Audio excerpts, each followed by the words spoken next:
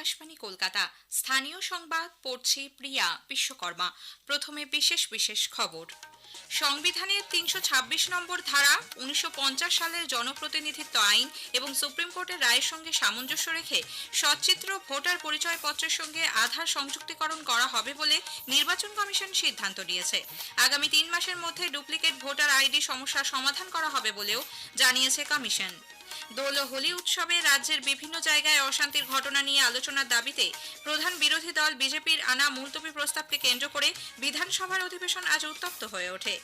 রাজ্য সরকারি কর্মীদের অ্যাডহক বোনাস ও উৎসব অগ্রিমের পরিমাণ বাড়ানো হয়েছে। রাজ্যের নিম্ন আদালতগুলিতে ২৯ জন বিচারক নিয়োগে সিলমোহর দিয়েছে কলকাতা হাইকোর্ট। রাজ্য সরকারের আর্জি মেনে সুপ্রিম কোর্ট ওবিসি সংরক্ষণ সংক্রান্ত মামলার শুনানি ৩ মাস পিছিয়ে দেবার আবেদন মঞ্জুর করেছে। আলিপুর আবহাওয়া দপ্তরের পূর্বাভাস, চলতি সপ্তাহে রাজ্যের প্রায় সব জেলায় আবার ঝড় বৃষ্টির উপযুক্ত পরিস্থিতি তৈরি হয়েছে। আসছে বিস্তারিত খবরে। সংবিধানের ৩২৬ ধারা, ১৯৫০ সালের জনপ্রতিনিধিত্ব আইনের বিভিন্ন ধারা এবং সুপ্রিম কোর্টের রায়ের সঙ্গে সামঞ্জস্য রেখে সচিত্র ভোটার পরিচয়পত্রের সঙ্গে আধার সংযুক্তিকরণ করা হবে বলে নির্বাচন কমিশন সিদ্ধান্ত নিয়েছে। নতুন দিল্লিতে আজ স্বরাষ্ট্র মন্ত্রক এবং আইন বিভাগের সচিব ও ইউআইডিএআই এর সিইওর সঙ্গে মুখ্য নির্বাচন কমিশনার জ্ঞানেশ কুমারের বৈঠকে এই সিদ্ধান্ত নেওয়া হয়েছে। এক বিবৃতিতে নির্বাচন কমিশন জানিয়েছে, unique identification authority of India UIDAI এবং কমিশনের কারিগরি বিশেষজ্ঞদের মধ্যে প্রযুক্তিগত আলোচনা শীঘ্রই শুরু হতে চলেছে। এছাড়াও লম্বা লাইন কমাতে ভবিষ্যতে কোনো বুথে ১২০০-র বেশি ভোটার থাকবে না বলে কমিশন ঘোষণা করেছে। দীর্ঘদিন ধরে চলা নানা ধরনের চ্যালেঞ্জের মোকাবিলায় নির্বাচন কমিশন একগুচ্ছ সক্রিয় পদক্ষেপও গ্রহণ করেছে। এর মধ্যে রয়েছে আগামী ৩ মাসের মধ্যে ডুপ্লিকেট ভোটার আইডি সমস্যার সমাধান এবং রাজনৈতিক প্রতিনিধি যেমন বুথ পর্যায়ে পোলিং গণনা ও নির্বাচনী এজেন্টদের গুরুত্বপূর্ণ ভূমিকা সম্পর্কে সচেতনতার প্রশিক্ষণ দেওয়া। দোল ও হোলি উৎসবে রাজ্যের বিভিন্ন জায়গায় অশান্তির ঘটনা নিয়ে আলোচনার দাবিতে প্রধান বিরোধী দল বিজেপির আনা মুলতবি প্রস্তাবকে কেন্দ্র করে বিধানসভার অধিবেশন আজ উত্তপ্ত হয়ে ওঠে।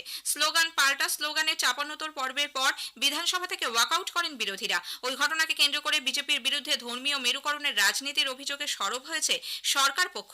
আমাদের সংবাদদাতার একটি প্রতিবেদন। দোল ও হোলিতে রাজ্যের নানা জায়গায় অশান্তি নিয়ে সভায় আলোচনা বা বিবৃতি দাবি করেছিল বিরোধী বিজেপি। অধ্যক্ষ বিমান বন্দ্যোপাধ্যায় বিরোধী পক্ষের মুখ্য সচেতক শঙ্কর ঘোষের আনা ওই মুলতবি প্রস্তাব খারিজ করে দিলে উত্তপ্ত হয়ে ওঠে পরিস্থিতি। বিজেপি সদস্যরা সবাই বিক্ষোভ দেখাতে শুরু করেন। সরকার হিন্দু বিরোধী বলে স্লোগান তোলেন তারা। পাল্টা ট্রেজারি বেঞ্চ থেকে উঠে দাঁড়িয়ে স্লোগান দিতে শুরু করেন সরকার পক্ষের একাধিক মন্ত্রী ও বিধায়ক। স্লোগান পাল্টা স্লোগানকে কেন্দ্র করে বিধানসভার অভ্যন্তরে উত্তাপ ছড়ায়। বেশ কিছুক্ষণ এরকম চলার পরে শঙ্কর ঘোষের নেতৃত্বে বিজেপি সদস্যরা সভা থেকে ওয়াকআউট করেন। এদিকে বিধানসভার অন্দরে বিজেপি পরিষদীয় দলের আজকের কর্মসূচিতে তীব্র প্রতিক্রিয়া জানিয়েছে শাসক দল তৃণমূল কংগ্রেস। সরকার পক্ষের মুখ্য সচেতক নির্মল ঘোষ, অরূপ বিশ্বাস, চন্দ্রিমা ভট্টাচার্য বিজেপির বিরুদ্ধে ধর্মীয় মেরুকরণের রাজনীতির অভিযোগ তুলে সরব হন। সরকার পক্ষের সুরে সুর মিলিয়ে বিজেপির ভূমিকার সমালোচনা করেন আইএসএফ বিধায়ক নওশাদ সিদ্দিকী। অভিরূপ ভট্টাচার্য, আকাশবাণী সংবাদ, কলকাতা। সিপিআইএম এর রাজ্য সম্পাদক মোহাম্মদ সেলিম বলেছেন, বিজেপি ও তৃণমূল কংগ্রেস বিধানসভায় বেকারত্ব, মূল্যবৃদ্ধি এসব ভুলে সাম্প্রদায়িক ভাগাভাগি নিয়ে মেতেছে। বিধানসভায় দাঁড়িয়ে বাজেট নিয়ে আলোচনা নয়, জনবিরোধী বাজেট প্রস্তাব নিয়ে আলোচনা নয়, মূল্যবৃদ্ধি নিয়ে নয়, বেকারি নিয়ে নয়, এখানে কার কত ধর্ম মহান এবং অন্য ধর্মের মানুষকে কিভাবে অত্যাচার করা যাবে তার চর্চা। এবার ২৬শে বিধানসভা নির্বাচনের আগে বিধানসভায় আসলে রিহার্সাল করছে। এদিকে কংগ্রেস নেতা অধীর রঞ্জন চৌধুরী বলেছেন, মানুষের সমস্যা নিয়ে আলোচনার বদলে বিধানসভায় ধর্ম নিয়ে চর্চা চলছে। রাজনৈতিক আলোচনা এই বাংলায় ক্রমশ উধাও হয়ে যাচ্ছে। বাংলার মানুষের আসল কথার সময় কখন হবে, বাংলার মানুষের ভালো মন্দ নিয়ে আলোচনা কখন হবে আমরা জানি না। বিতর্কিত মন্তব্যের জন্য মুর্শিদাবাদের ভরতপুরের তৃণমূল কংগ্রেস বিধায়ক হুমায়ুন কবিরকে সতর্ক করে দিয়েছে তৃণমূল কংগ্রেসের পরিষদীয় শৃঙ্খলা রক্ষা কমিটি। বিধায়ককে আজ ডেকে পাঠিয়ে কমিটি চূড়ান্ত হুঁশিয়ারি দেয়। কমিটির কাছে নিজের মন্তব্যের ব্যাখ্যাও দেন হুমায়ুন। পরিষদীয় মন্ত্রী শোভনদেব চট্টোপাধ্যায় জানিয়েছেন, হুমায়ুন কবিরকে দলের শৃঙ্খলা রীতি মেনে চলার নির্দেশ দেওয়া হয়েছে। সব শর্তই বিধায়ক মেনে নিয়েছেন বলে শোভনদেব বাবু জানান।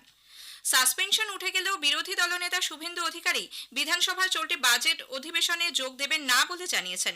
ফালাকাটার বিজেপি বিধায়ক দীপক বর্মনকে বিধানসভা থেকে সাসপেন্ড করার প্রতিবাদেই তার এই সিদ্ধান্ত। রাজ্য সরকারি কর্মীদের অ্যাডহক বোনাস ও উৎসব অগ্রিমের পরিমাণ বাড়ানো হয়েছে। আজ অর্থ দপ্তর থেকে প্রকাশিত বিজ্ঞপ্তিতে বলা হয়েছে, শারদোৎসব ও ঈদের আগে এই বোনাস পাওয়া যাবে। 2025-এর 31শে মার্চ পর্যন্ত যেসব কর্মীদের বেতন মাসিক 44,000 টাকা বা তার নিচে, তারা অ্যাডহক বোনাস পাবেন 6,800 টাকা। উল্লেখ্য, 2024-এ এদের অ্যাডহক বোনাস ছিল 6,000 টাকা এবং বেতনের ঊর্ধ্বসীমা ছিল মাসিক 42,000 টাকা। মাসে 44,000 টাকা থেকে 52,000 টাকা পর্যন্ত যাদের বেতন, তারা উৎসব অগ্রিম পাবেন 20,000 টাকা।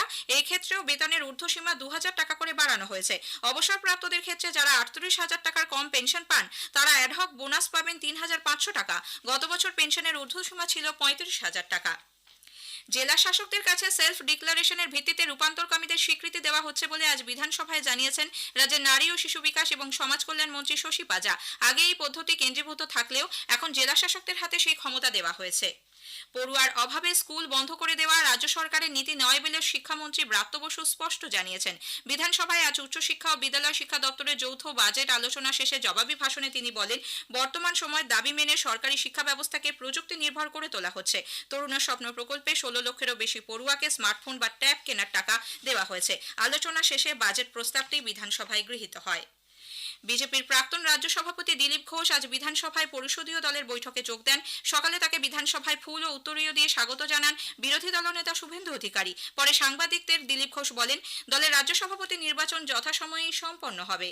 পার্টির যে সংবিধান সেই অনুযায়ী প্রতি 3 বছর অন্তর আমাদের নির্বাচন হয়, সেই প্রক্রিয়া জেলা অবধি এসে গেছে। এখন রাজ্য আর কেন্দ্র আছে, সেটাও যথাসময় এইভাবেই স্মুথলি হয়ে যাবে। নতুন লোকের কথা ভাবা উচিত। বাকি তো যারা চিন্তা ভাবনা করছেন তার জন্য কমিটি আছে, রিটার্নিং অফিসার আছেন। যে সাংবিধানিক যে গণতান্ত্রিক পদ্ধতি, তার মাধ্যমেই যোগ্য ব্যক্তিকে চয়ন করা হবে। বিজেপি শান্তিপূর্ণভাবে রামনবমী উৎসব পালনের বার্তা দিয়েছে। বিধানসভার প্রবেশপথে আজ এক সাংবাদিক বৈঠকে বিরোধী দলনেতা শুভেন্দু অধিকারী বলেন, পুলিশ প্রশাসন বিভিন্ন শর্ত দিয়ে রামনবমী উৎসব পালন কমিটিগুলিকে একটি নতুন আবেদনপত্র পূরণের জন্য পাঠিয়েছে। সেই আবেদন পূরণ না করার জন্য তিনি উৎসব কমিটিগুলির কাছে অনুরোধ জানিয়েছেন। স্থানীয় সংবাদ শুনছেন আকাশবাণী কলকাতা কেন্দ্র থেকে। ফিরে আসছি স্থানীয় সংবাদে। রাজ্যের নিম্ন আদালতগুলিতে 29 জন বিচারক নিয়োগের শিলমোহর দিল কলকাতা হাইকোর্ট। পিএসসির তালিকায় সঠিক জানিয়ে দিলেন বিচারপতি অরিন্দম মুখোপাধ্যায়। নিয়োগের ওপর স্থগিতাদেশ প্রত্যাহার করে নেন তিনি। রাজ্যে নিম্ন আদালতে শূন্য পদে বিচারক নিয়োগের 2টি তালিকা প্রকাশ করা হয়েছিল। একটি মূল বা রেগুলার ও অপরটি সম্ভাব্য। মোট 29টি পদে নিয়োগের জন্য এই 2টি তালিকা প্রকাশ করা হয়। রেগুলার তালিকার প্রার্থীরা সরাসরি নিযুক্ত হবেন, আর সম্ভাব্য তালিকার প্রার্থীরা যদি কোনো বিচারক অব্যাহতি নেন বা কারো চাকরি থাকাকালীন মৃত্যু হয় বা অন্য কোথাও স্থানান্তরিত হন, তবে সেই শূন্য পদে নিয়োগের জন্য সম্ভাব্য তালিকায় থাকা প্রার্থীরা প্রাধান্য পাবেন। রাজ্য সরকারের আর্জি মেনে সুপ্রিম কোর্ট অন্যান্য অনগ্রসর শ্রেণী অর্থাৎ ওবিসি সংরক্ষণ সংক্রান্ত মামলার শুনানি 3 মাস পিছিয়ে দেওয়ার আবেদন মঞ্জুর করেছে।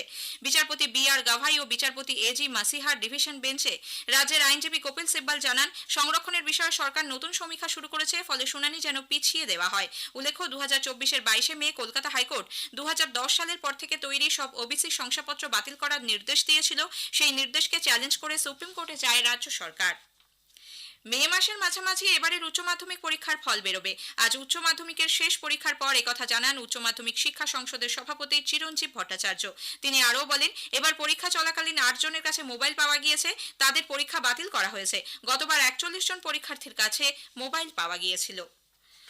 আলিপুর আবহাওয়া দপ্তরের পূর্বাভাস, চলতি সপ্তাহে আবার ঝড় বৃষ্টির উপযুক্ত পরিস্থিতি তৈরি হয়েছে রাজ্যের প্রায় সব জেলায়। আগামী বৃহস্পতি থেকে শনিবার পর্যন্ত চলতে পারে ঝড় বৃষ্টি। দক্ষিণের বেশ কিছু জেলায় জারি করা হয়েছে কমলা সতর্কতা। মৎস্যজীবীদেরও সমুদ্রে যেতে বারণ করা হয়েছে। আগামী 3 দিন তাপমাত্রার হেরফের হওয়ার কোনো সম্ভাবনা নেই। তারপরের 2 দিন কমতে পারে তাপমাত্রা। আবহাওয়া দপ্তর জানিয়েছে, বঙ্গোপসাগর থেকে প্রচুর জলীয় বাষ্প এসে জমা হচ্ছে বাতাসে। তার জেরে বৃহস্পতি থেকে শনিবার রাজ্যের সব জেলায় বৃষ্টির সম্ভাবনা রয়েছে। ইডেনে আগামী 6 এপ্রিল লখনৌ সুপার জায়ান্টসের বিরুদ্ধে কলকাতা নাইট রাইডার্সের ম্যাচকে ঘিরে অনিশ্চয়তা তৈরি হয়েছে। ওই দিন রামনবমী থাকায় পুলিশের পক্ষ থেকে পর্যাপ্ত নিরাপত্তা দেওয়া সম্ভব নয় বলে জানানো হয়েছে। শেষ করার আগে স্থানীয় সংবাদের বিশেষ কিছু অংশ আরও একবার। সংবিধানের 326 নম্বর ধারা, 1950 সালের জনপ্রতিনিধিত্ব আইন এবং সুপ্রিম কোর্টের রায়ের সঙ্গে সামঞ্জস্য রেখে সচিত্র ভোটার পরিচয়পত্রের সঙ্গে আধার সংযুক্তিকরণ করা হবে বলে নির্বাচন কমিশন সিদ্ধান্ত নিয়েছে। আগামী 3 মাসের মধ্যে ডুপ্লিকেট ভোটার আইডি সমস্যার সমাধান করা হবে বলেও নির্বাচন কমিশন জানিয়েছে। রাজ্য সরকারি কর্মীদের অ্যাডহক বোনাস ও উৎসব অগ্রিমের পরিমাণ বাড়ানো হয়েছে। রাজ্য সরকারের আর্জি মেনে সুপ্রিম কোর্ট ওবিসি সংরক্ষণ সংক্রান্ত মামলার শুনানি 3 মাস পিছিয়ে দেওয়ার আবেদন মঞ্জুর করেছে। স্থানীয় সংবাদ শেষ হলো। এরপর খেলার খবর 8টা বেজে 10 মিনিটে।